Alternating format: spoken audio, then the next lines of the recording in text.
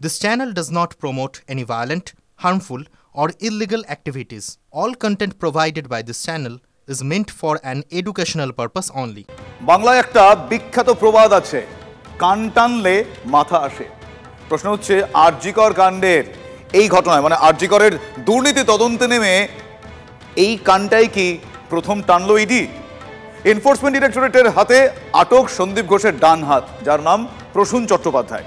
ED সূত্রে যে খবর পাওয়া যাচ্ছে তা হলো সন্দীপের ক্রাইমে এই প্রসূনের ডেটা এন্ট্রির খোঁজ, এবং সেই খোঁজে এই মুহূর্তে বুঁদ হয়ে আছেন তদন্তকারীরা। সেখানে কোন ক্লু আছে তারা দেখার জন্য বদ্ধপরিকর।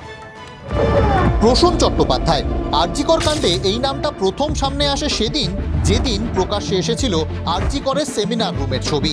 ক্রাইম সিনে প্রসূনের উপস্থিতি নিয়ে প্রশ্ন ওঠে, কে প্রসূন চট্টোপাধ্যায়? সরকারি খাতায় ন্যাশনাল মেডিকেলের ডেটা এন্ট্রি অপারেটর।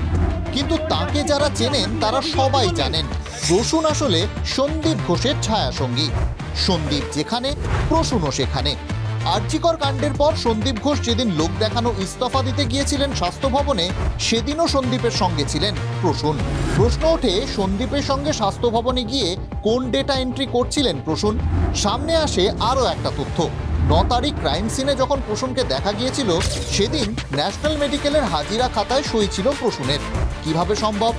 ন্যাশনাল মেডিকেলের চিকিৎসক পড়ুয়ারা মিসিং পোস্টার সেটে দিয়েছিলেন প্রসূনের নামে। চাপে পড়ে স্বাস্থ্য ভবনও শো কজ নোটিশ পাঠায় প্রসূনকে। শুক্রবার সেই প্রসূনের বাড়িতেই অভিযান এনফোর্সমেন্ট ডিরেক্টরেটের। কেন্দ্রীয় বাহিনীকে সঙ্গে নিয়ে দীর্ঘ জিজ্ঞাসাবাদ পর্ব।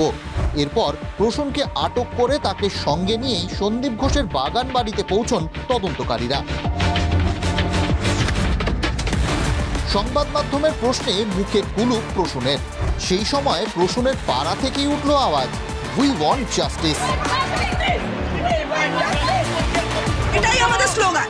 ও যদি মেয়েটির হত্যাকাণ্ডের সঙ্গে যুক্ত থাকে তাহলেও শাস্তি পাবে, যদি না যুক্ত থাকে তাহলে শাস্তি পাবে না, তাহলে আমরা নিশ্চয়ই কিছু বলবো না।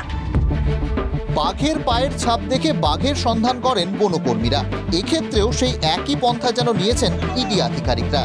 যেখানে সন্দীপ সেখানেই প্রসূন। সন্দীপের দুর্নীতির সব ডেটা পাওয়া যেতে পারে এই ডেটা এন্ট্রি অপারেটর প্রসূনের কাছে। তাই প্রসূনকে সঙ্গে নিয়েই সন্দীপের দুর্নীতির ডেটার হদিশ পেতে চাইছেন তদন্তকারীরা। প্রসূন চট্টোপাধ্যায় এখন তুরুপের তাস তদন্তকারীদের। সত্যজিৎ মণ্ডল ও সৌরভ দত্তের রিপোর্ট, TV9 বাংলা। আরজিকরের এই আর্থিক দুর্নীতি আর এই আর্থিক দুর্নীতি তদন্তে নেমে সন্দীপ ঘোষ শুধু নয়, এই সন্দীপ ঘোষ ঘনিষ্ঠরা কে কোথায় আছেন, কোথায় তাদের বাড়ি, কোনখানে তারা কি কি করেছেন, এই যাবতীয় বিষয়ে খোঁজে ইডির আধিকারিকরা। আজ শুধুমাত্র সন্দীপ ঘোষের ঘনিষ্ঠদের জানতে জেলা থেকে কলকাতা থেকে জেলা 9টি জায়গায় তাদের বাড়িতে আজ তল্লাশি চলেছে। সন্দীপের আর কোন ঘনিষ্ঠ এই গোটা দুর্নীতির সঙ্গে যুক্ত সেটা সামনে আনতে দেখুন।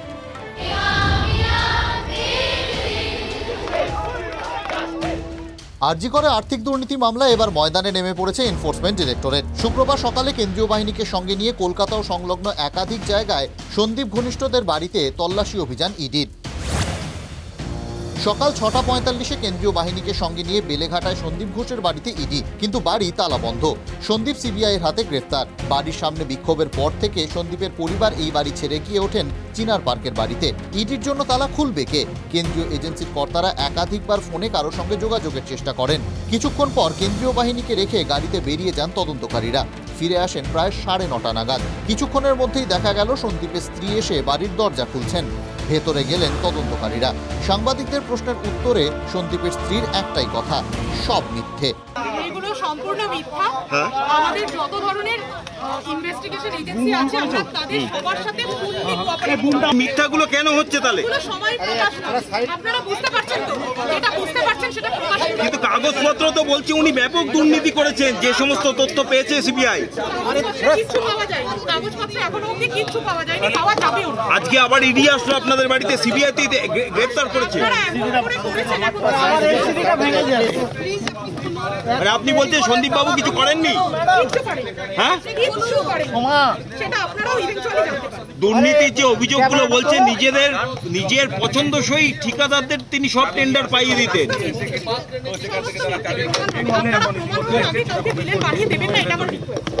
সন্দীপ ঘোষের বাড়ির পাশাপাশি ইডি আধিকারিকরা একাধিক জায়গায় অভিযান চালান।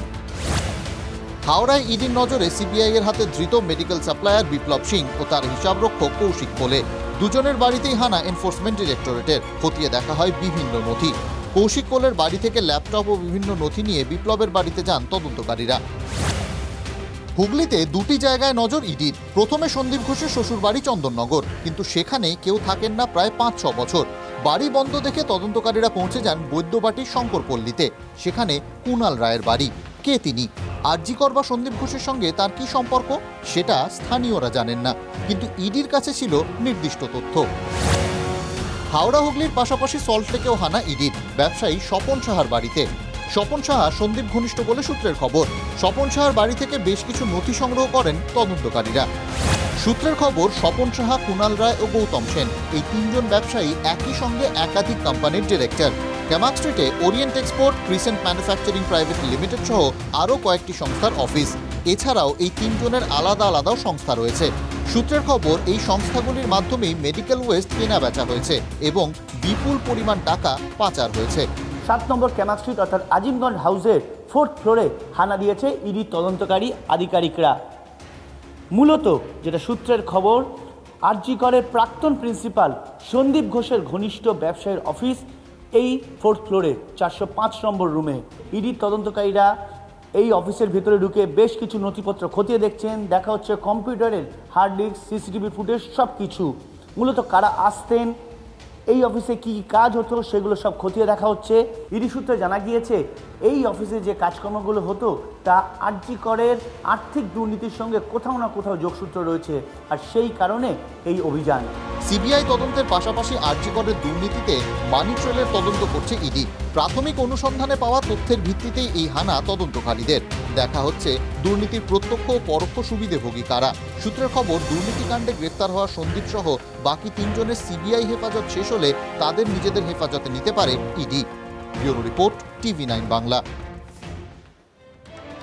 কেন্দ্রের জোড়া এজেন্সি যে চাপ দিচ্ছে তাকে বলা যায় সাঁড়াশি চাপ। সেই সাঁড়াশি চাপের মুখে পড়ে কিছুটা স্বস্তি পেতে সন্দীপ ঘোষ তিনি সুপ্রিম কোর্টের দ্বারস্থ হন। দুর্নীতির অভিযোগে হাইকোর্টে যে সিবিআই তদন্তের নির্দেশ দিয়েছে তার বিরুদ্ধে, কিন্তু কাজের কাজ কিছুই হলো না। খালি হাতেই ফিরতে হলো আরজিকরের প্রাক্তন অধ্যক্ষকে। গ্রেফতার হওয়া সন্দীপের ওপর চাপ আরও বাড়ল। মিলল না স্বস্তি, বরং আরও জাঁতা গলে সন্দীপ ঘোষ। শুক্রবার আর্থিক দুর্নীতির মামলায় সুপ্রিম কোর্টে ধাক্কা খেলেন আরজিকরের প্রাক্তন অধ্যক্ষ। আরজিকরে আর্থিক দুর্নীতির অভিযোগে সিবিআই তদন্তের নির্দেশ দিয়েছিল কলকাতা হাইকোর্ট। আর্থিক অনিয়মের অভিযোগ ওঠায় সন্দীপের বিরুদ্ধেও তদন্তের নির্দেশ দেয় কোর্ট। সেই নির্দেশকে চ্যালেঞ্জ করে সুপ্রিম কোর্টের দ্বারস্থ হয়েছিলেন সন্দীপ। সেই আবেদনই শুক্রবার খারিজ করে দিয়েছে সর্বোচ্চ আদালত। শুনানি চলাকালীন প্রধান বিচারপতি DY চন্দ্রচূড় বলেন, আরজিকরে আর্থিক দুর্নীতির অভিযোগে জনস্বার্থ মামলা দায়ের হয়। হাইকোর্টের নজরদারিতে তদন্ত চলছে। এই অবস্থায় একজন অভিযুক্ত কি করে এমন আর্জি করতে পারেন? সওয়াল করতে উঠে সন্দীপ ঘোষের আইনজীবী বলেন, আরজিকরে চিকিৎসককে ধর্ষণ এবং খুনের ঘটনার সঙ্গে মক্কেলের কোনো সম্পর্ক নেই, শুধু দুর্নীতির অভিযোগ রয়েছে। তাহলে জনস্বার্থ মামলায় কেন তার নাম? সিবিআই যে তদন্ত করছে, মক্কেল তার বিরোধী নন, কিন্তু হাইকোর্টের পর্যবেক্ষণ আমার মক্কেল নেক্সাসের সঙ্গে জড়িত, তা সত্য নয়। এই মন্তব্য ক্ষতিকারক। পাল্টা প্রধান বিচারপতি বলেন, এটা হাইকোর্টের প্রাথমিক পর্যবেক্ষণ, তদন্ত চলছে। আমরা এ বিষয়ে সিবিআই এর কাছেও তথ্য চেয়েছি। সন্দীপ ঘোষের বিরুদ্ধে হাসপাতালে বায়োমেডিক্যাল ওয়েস্ট নিয়ে দুর্নীতির অভিযোগ করেছিলেন প্রাক্তন ডেপুটি সুপার আক্তার আলী। এদিন শুনানিতে সেই প্রসঙ্গ তুলে সন্দীপের আইনজীবী বলেন, আমিও চাই সিবিআই নিরপেক্ষ তদন্ত করুক। হাসপাতালের জৈব বর্জ্য নিয়ে যে অভিযোগ আনা হয়েছে তার নিরপেক্ষ তদন্ত হোক। আইনজীবীর কথা শুনে প্রধান বিচারপতি প্রশ্ন করেন, এটা কি একজন অভিযুক্ত বলতে পারেন? একই সঙ্গে আক্তার আলীকেও যে আদালত ক্লিন চিট দেয়নি সে কথাও উল্লেখ করেন প্রধান বিচারপতি। এরপরই সন্দীপ ঘোষের আবেদন খারিজ করে শীর্ষ আদালত। আর্থিক দুর্নীতি তদন্তের আলাদা স্ট্যাটাস রিপোর্ট জমা দেওয়ার নির্দেশ দেয় সিবিআইকে। জ্যোতির্ময় ও শ্রাবন্তীর রিপোর্ট, TV9 বাংলা।